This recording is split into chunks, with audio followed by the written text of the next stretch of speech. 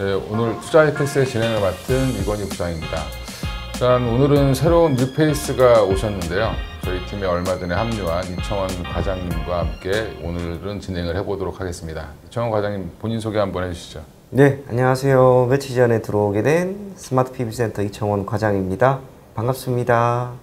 예, 오늘은 이제 이청원 과장님이 한번 지금 시장 흐름 및 기타 변수에 대해서 한번 좀 말씀을 좀 해주시죠. 이제 최근에 우리나라 시장 같은 경우 올해 전반적으로는 시장 상황이 분명히 괜찮았는데 한 지난주부터 시작을 해서 약간 흔들리는 모습이 나오고 있습니다. 조정이라고 하는 것의 그 폭 자체는 상대적으로 미국의 나스닥이나 다우에 비해서 우리나라가 조금 더 큰 모습인 것 같아요.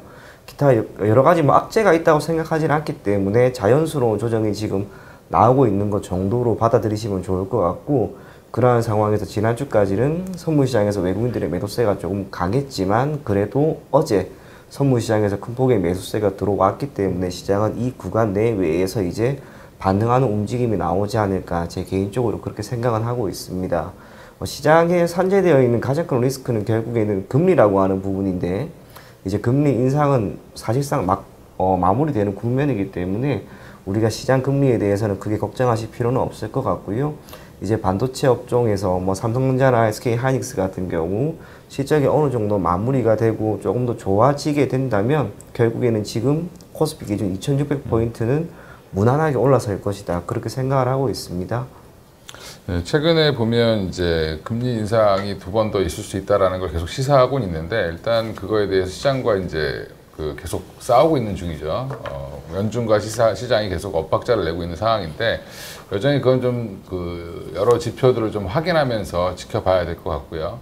여전히 아까 말씀하신 이제 2600을 무난히 돌파할 수 있다라는 근거에 보면, 사실 최근에 지금 반도체 바닥론부터 시작해서 AI 반도체 관련돼서 여전히 지금 좋은 흐름을 이어가고 있기 때문에 HBM에 대한 기대감도 계속 커지고 있습니다. 삼성전자까지 지금 더 많이 생산을 하겠다라고 좀 밝히고 있어서 올해 뭐 매출의 한 13%까지는 메모리 반도체 13%까지는 AI 반도체 칩이 좀 올라올 걸로 예상을 하고 있는데, 여전히 근데 지금 보면 환율이 1,300원대를 다시 또 넘어서면서 조금 외국인들의 수급이 약간 흔들리는 모습을 보이고 있는 상황인 것 같고요. 이렇게 시장이 조금 고점을 다시 돌파하려고 하면서도 지금 힘들어하는 모습이죠. 그러니까 뭐 여러 가지 주식을 갖고 계신 분들은 지금 굉장히 힘드실 수 있는데, 이런 시기에 기존에 조금 많이 올랐던 종목들을 만약에 매도한다라고 하면 어떤 종목에 들어가면 좀 좋을 수 있을지 말씀을 해주시면 좋을 것 같습니다. 생각을 조금 많이 하다가 저는 식품 가공업이라고 하는 거, 이것과 관련해서 무언가 모르게 변수들 자체가 조금씩 나아지고 있다는 생각이 듭니다.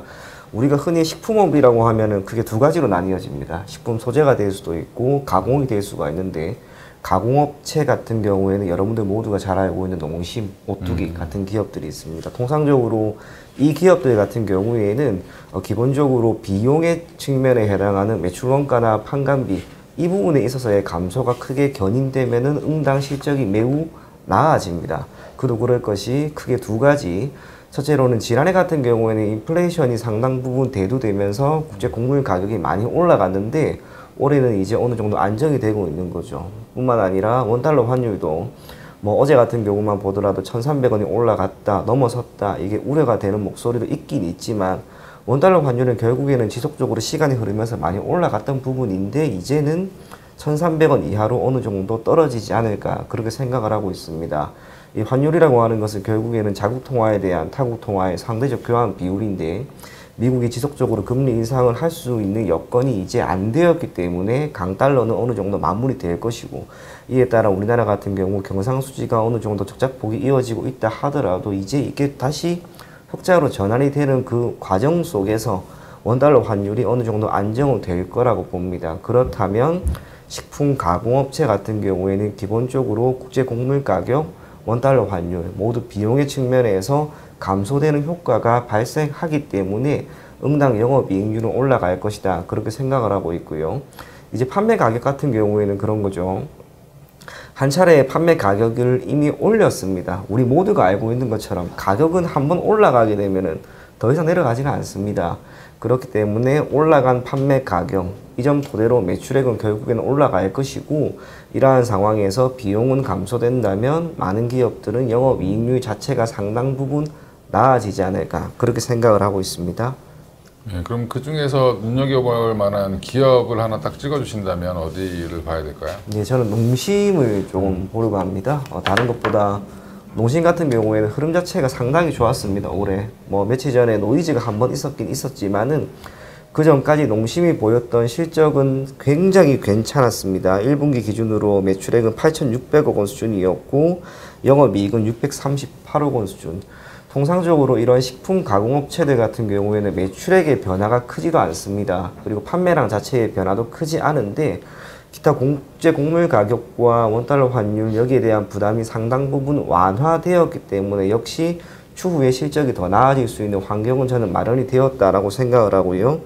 농심과 같은 식품 가공업체들은 몇 가지 특성이 있습니다. 첫 번째로는 가격 변화에 상당 부분 소비자들이 둔감합니다. 예를 들어서 뭐 라면 같은 경우 본다 하더라도 라면이 100원 오르는 것 자체가 기업의 입장에서는 매출액이 10% 늘어날 수 있는 여건이 마련되었다는 것인데 소비자의 입장에서는 사실상 그 100원, 50원 정도에 민감하게 반응하지 않는 거죠. 우리 모두가 아는 것처럼 라면 하나에 얼마인지 사실 정확하게 모르시는 분들이 더 많을 거예요. 저도 마찬가지고요. 그래서 농심 같은 경우는 마찬가지고 기타 모든 기업들이 한번 가격을 이렇게 올린 시점에서 가격 인하는 없을 것이다, 그렇게 생각을 합니다. 비록 지난주에 정부 차원에서 라면값과 관련된 한편으로는 악재 있었다 하더라도 정부 차원에서 여기에 대한 개입을 할 것이다 라고 하는 이야기 자체는 없었죠. 그래서 결국에는 시간이 지났을 때는 지금 가격, 판매 가격 자체가 어느 정도 고정이 되는 효과를 보일 수 있다는 점에서 농심의 실적은 저는 앞으로 더 나아질 거라고 생각을 하고 있습니다. 동사 같은 경우에는 올해 매출액이 3조 4천억 원 수준을 전망을 하고 있고 영업이익은 2,080억 원 수준인데 매출액 같은 경우에는 올해 그리고 내년까지 조금씩 늘어날 것으로 전망이 되는 상황에서 영업이익은 지난해 대비 거의 2배까지 증가를 전망하고 있습니다. 이러한 실적 개선과 지금 시장의 우호적인 전반적인 분위기, 그것을 감안한다면 며칠 전에 있었던 한 차례의 노이즈는 말 그대로 노이즈가 아니었나. 그래서 우리가 투자의 관점에서 오히려 지금은 적극적으로 한번 접근해 볼 필요도 있지 않을까, 그리 생각이 됩니다. 일단 뭐 얼마 전에 그 정부에서 그 라면값 인상과 관련된 라면값을 좀 인하해라 뭐 이렇게 얘기를 하고 있는데 또 다행히 그 무렵 맞춰서 소매 가격이 또 그 밀가루 가격이 또 반등을 하기 시작했습니다. 그런 부분들을 또 보면 여전히 지금 뭐 그 인하를 하기에는 좀 어려운 국면일 것 같고요. 저도 이제 그런 의미에서 동의를 하고 있고 최근 농심 흐름 보면 미국에서의 판매 추이가 굉장히 좋습니다. 그래서 해외에서 굉장히 판매가 잘 되고 있다는 부분, 중국 시장도 안정화되어 있다는 부분, 이런 부분들을 고려해 봤을 때 저도 뭐 개인적으로 가장 탑픽으로 보는 종목이다라고 보고 말씀드리겠고요. 저는 이제 이 약간 좀 혼란한 상황이죠, 지금. 뭐 반도체 관련된 소부장 종목들이라든지 뭐 자동차 부품 종목들 보면 다들 고점에서 조정을 받거나 약간 횡보하는 국면에 들어갔기 때문에 그걸 다시 살 것이냐, 뭐 아니면 다른 종목으로 갈 것이냐 고민이 많으실 텐데 이럴 때 조금 뭐 주도 섹터에서 조금 벗어나지만 그래도 꾸준히 올라갈 수 있는 기업을 좀 찾아보자라고 해서 두 종목을 찾아봤는데요. SK 스퀘어라는 종목을 좀 갖고 왔습니다. 이 회사가 이제 다시 한번 시장의 주목을 받고 있는 이유는 상장 이후에 SK와 이제 인적 분할 상장 이후에 굉장히 주가가 고평가 받았다는 의미로 이제 나오면서 시장에서 평가가 되면서 주가가 계속 빠졌습니다. 근데 최근에는 뭐 주봉을 한번 보시면 이제 바닥을 다지고 올라오는 모습을 보이고 있는데 최근 발표에는 자사주 1,063억 원어치를 지금 10월 4일 날 소각하겠다라고 발표를 했고요. 이게 이제 지난 3월 주주총회 때 주주 환원 정책을 적극적으로 시행하겠다라는 부분에서 이제 이게 실행됐다라고 보시면 되고 10월 4일이면 아직 멀었다라고 생각하실 수 있지만 이미 이제 이거는 이 반영이 되고 있다라고 보시면 될 것 같고요. 소각 예정인 자사주는 이제 한 발행 주식수의 한 1.8% 정도에 해당하는데 이런 부분들은 주가에 긍정적인 영향을 미칠 거다라고 보시면 될 것 같고 SK 스퀘어 자체가 여러 중간 지주사 역할도 하고 있지만 사실은 투자 회사로서 여러 이제 회사에 투자를 해서 M&A를 하고 또 그 회사가 또 그 회사를 또 매각을 하고 이런 것들을 계속 진행하는 회사이기 때문에 향후에 지금 주주 환원 정책을 보면 경상 배당 수입이라고 해서 30% 이상은 이 30% 이상 자체를 이제 투자 성과가 나오면 다시 이제 돌려주겠다라고 좀 얘기를 하고 있고요, 주주들한테. 최근에 보면 이제 다음 달에 그 SK 쉴더스 지분 매각을 이제 종료하게 되는데, 이 종료가 끝나고 나면, 매각 진행 절차가 다 끝나고 나면 금액이 굉장히 많이 남을 겁니다. 지금 매각 대금이 한 8,646억인데 그 중에서 이제 한 2천억 규모 정도를 주주 환원으로 하겠다. 그러면 특별 배당을 통해서 다시 한번 주주들한테 돌려주겠다라고 얘기를 하고 있고요. 향후에도 이제 투자 전문 회사로서 지금 결국엔 더 많은 포트폴리오 투자 성과를 계속 실현해서 주주 가치를 제고하겠다라고 대표이사가 얘기를 했습니다.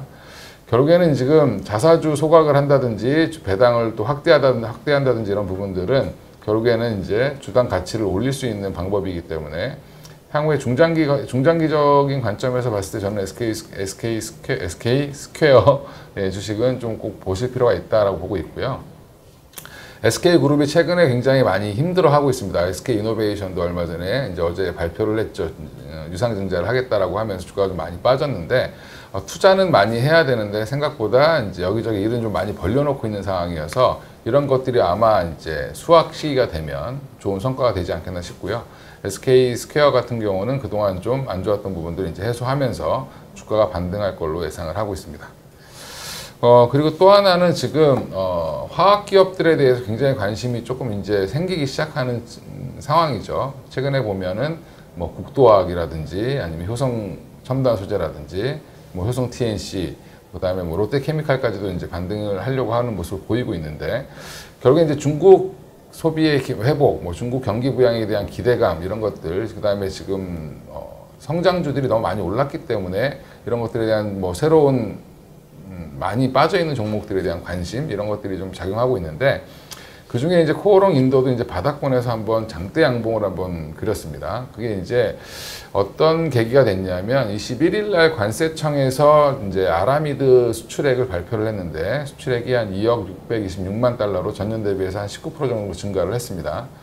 근데 이제 아라미드가 어디에 쓰이냐? 보통은 이제 이게 굉장히 강철보다 5배 단단하고 가볍고 뭐 500도 고온에서도 견딘다라고 이제 알려져 있는 이 물질인데, 이 섬유 자체가 주로 이제 그 소방복이라든지 아니면 방탄복 이런 데 주로 많이 들어가던 이제 소재였는데요.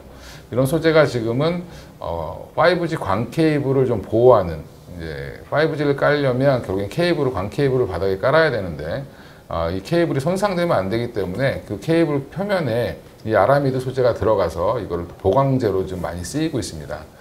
최근에 그러면서 그러니까 미국 쪽에 이제 그 5G 설치가 좀 가속화되는 측면이 있기 때문에 이런 쪽으로 지금 수요가 계속 급증하고 있고요. 우리나라에서 지금 생산되는 아라미드의 거의 지금 한 70% 정도는 이제 거의 다 수출을 하고 있는 중인데, 이에 따라서 지금 우리나라에서 아라미드를 만드는 회사가, 대표적인 회사가 코오롱 인더, 그 다음에 태광산업, 그 다음에 효성 첨단 소재를 들 수 있고요.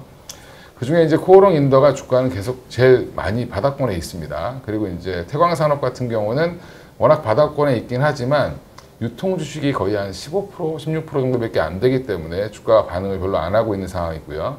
효성 첨단 소재는 그동안 이제 중국 뭐 경기 부양 기대감 이런 것들 때문에 미리 좀 올라왔죠. 그러다 보니까 코오롱 인도에 조금 수급이 좀 집중되는 모습을 보였고요.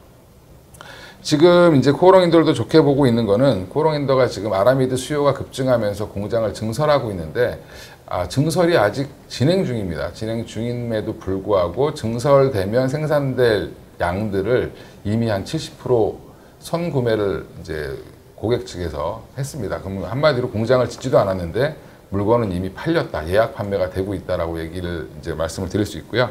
그런 부분들은 결국에는 공장이 지어지자마자 바로 물건이 생산되면 바로 다 나갈 수 있다.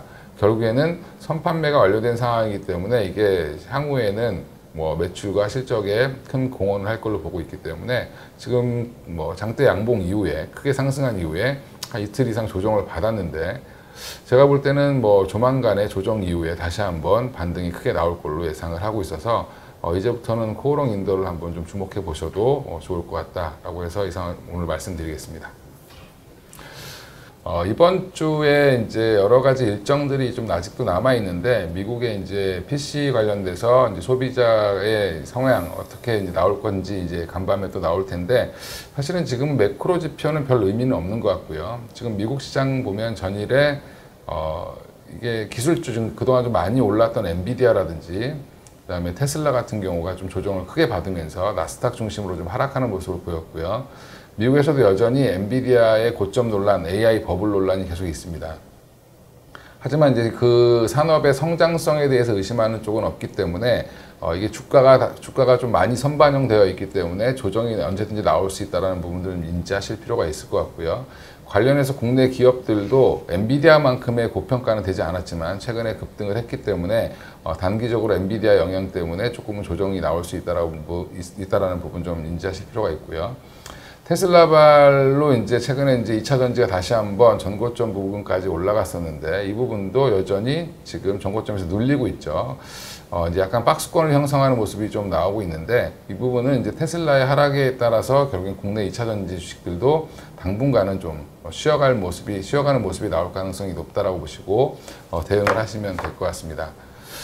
이번 주도 뭐 특별한 이벤트는 없지만 여전히 이제 6월달 2분기가 이제 끝나는 마지막 주기 때문에 잘 마무리하실 필요가 있을 것 같고요. 이제부터는 2분기 실적 호전주 이제 7월부터 본격적으로 발표될 회사들 중심으로 해서 좀 체크를 하시면서 시장에 대응을 하시면 될 것 같습니다. 여기서 이번 시간 마무리하도록 하겠습니다.